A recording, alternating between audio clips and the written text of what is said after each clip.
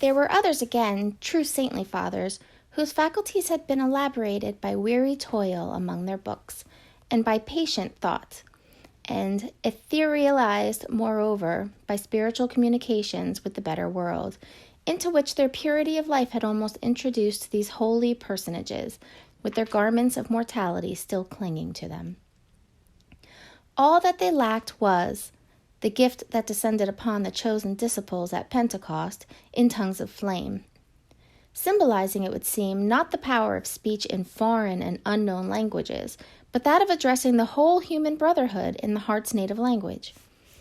These fathers, otherwise so apostolic, lacked heaven's last and rarest attestation of their office, the tongue of flame. They would have vainly sought, had they ever dreamed of seeking, to express the highest truths through the humblest medium of familiar words and images. Their voices came down, afar and indistinctly, from the upper heights where they habitually dwelt. Not improbably, it was to this latter class of men that Mr. Dimmesdale, by many of his traits of character, naturally belonged. To the high mountain peaks of faith and sanctity he would have climbed, had not the tendency been thwarted by the burden, whatever it might be, of crime or anguish, beneath which it was his doom to totter. It kept him down on a level with the lowest, him, the man of ethereal attributes, whose voice the angels might else have listened to and answered. But this very burden it was that gave him sympathies so intimate with the sinful brotherhood of mankind, so that his heart vibrated in unison with theirs, and received their pain into itself, and sent its own throb of pain through 1,000 other hearts, in gushes of sad, persuasive eloquence. Oftenest persuasive, but sometimes terrible. The people knew not the power that moved them thus. They deemed the young clergyman a miracle of holiness. They fancied him the mouthpiece of heaven's messages of wisdom and rebuke and love. In their eyes, the very ground on which he trod was sanctified.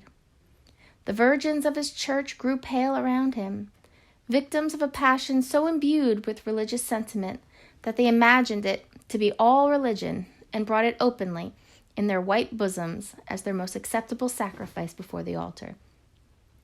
The aged members of his flock, beholding Mr. Dimmesdale's frame so feeble, while they were themselves so rugged in their infirmity, believed that he would go heavenward before them, and enjoyed it upon their children that their old bones should be buried close to their young pastor's holy grave.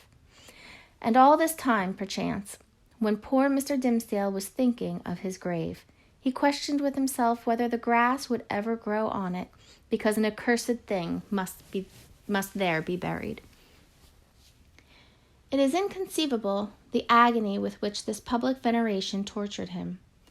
It was his genuine impulse to adore the truth, and to reckon all things shadow-like, and utterly devoid of weight or value, that had not its divine essence as the life within their life.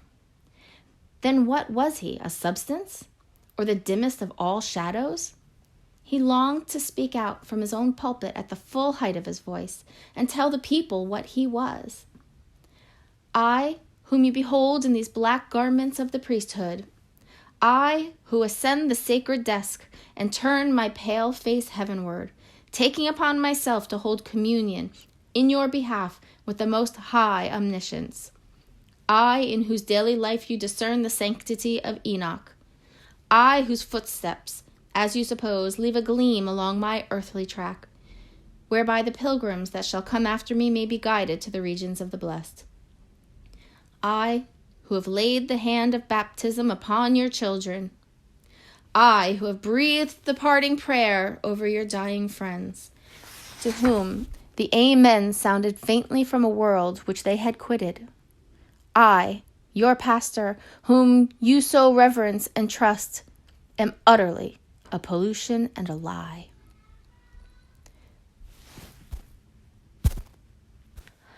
More than once, Mr. Dimmesdale had gone into the pulpit with a purpose never to come down its steps until he should have spoken words like the above. More than once he had cleared his throat and drawn in the long, deep, tremulous breath, which, when set forth again, would come burdened with the black secret of his soul. More than once, nay, more than 100 times, he had actually spoken. Spoken. But how? He had told his hearers that he was altogether vile, a viler companion of the vilest, the worst of sinners, an abomination, a thing of unimaginable iniquity, and that the only wonder was that they did not see his wretched body shriveling up before their eyes by the burning wrath of the Almighty. Could there be plainer speech than this? Would not the people start up in their seats by a simultaneous impulse and tear him down out of the pulpit which he defiled? Not so, indeed. They heard it all, and did but reverence him the more. They little guessed what deadly purport lurked in those self-condemning words. "The godly youth," said they among themselves, "the saint on earth, alas, if he discerns such sinfulness in his own white soul, what horrid spectacle would he behold in thine or mine?" The minister well knew, subtle but remorseful hypocrite that he was, the light in which his vague confession would be viewed. He had striven to put a cheat upon himself by making avowal of a guilty conscience, but had gained only one other sin, and a self-acknowledged shame, without the momentary relief of being self-deceived. He had spoken the very truth, and transformed it into the veriest falsehood. And yet, by the constitution of his nature, he loved the truth, and loathed the lie, as few men ever did. Therefore, above all things else, he loathed his miserable self. His inward trouble drove him to practices more in accordance with the old, corrupted faith of Rome than with the better light of the church in which he had been born and bred. In Mr. Dimmesdale's secret closet, under lock and key, there was a bloody scourge. Oftentimes, this Protestant and Puritan divine had plied it on his own shoulders, laughing bitterly at himself the while, and smiting so much the more pitilessly because of that bitter laugh. It was his custom, too, as it had been that of many other pious Puritans, to fast, not, however, like them, in order to purify the body and render it the fitter medium of celestial illumination, but rigorously, and until his knees trembled beneath him as an act of penance. He kept vigils, likewise, night after night, sometimes in utter darkness, sometimes with a glimmering lamp, and sometimes viewing his own face in a looking-glass by the most powerful light which he could throw upon it. He thus typified the constant introspection wherewith he tortured, but could not purify himself. In these lengthened vigils, his brain often reeled, and visions seemed to flit before him, perhaps seen doubtfully, and by a faint light of their own, in the remote dimness of the chamber, or more vividly and close beside him, within the looking-glass. Now it was a herd of diabolical shapes that grinned and mocked at the pale minister, and beckoned him away with them. Now a group of shining angels who flew upward heavenly, sorrow-laden, but grew more ethereal as they rose. Now came the dead friends of his youth, and his white-bearded father, with a saint-like frown, and his mother, turning her face away as she passed by. Ghost of a mother, thinnest fantasy of a mother, methinks she might yet have thrown a pitying glance toward her son. And now, through the chamber which these spectral thoughts had made so ghastly, glided Hester Prynne, leading along little Pearl, in her scarlet garb, and pointing her forefinger, first at the scarlet letter on her bosom, and then at the clergyman's own breast. None of these visions ever quite deluded him. At any moment, by an effort of his will, he could discern substances through their misty lack of substance, and convince himself that they were not solid in their nature, like yonder table of carved oak, or that big, square, leather-bound, and brazen clasped volume of divinity. But for all that, they were, in one sense, the truest and most substantial things which the poor minister now dealt with. It is the unspeakable misery of a life so false as his, that it steals the pith and substance out of whatever realities there are around us, and which are meant by heaven to be the Spirit's joy and nutriment.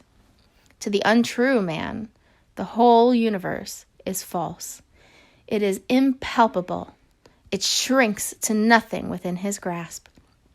And he himself, in so far as he shows himself in a false light, becomes a shadow, or indeed ceases to exist.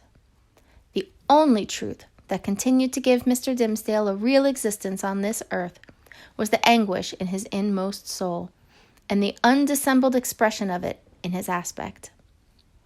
Had he once found power to smile and wear a face of gaiety, there would have been no such man.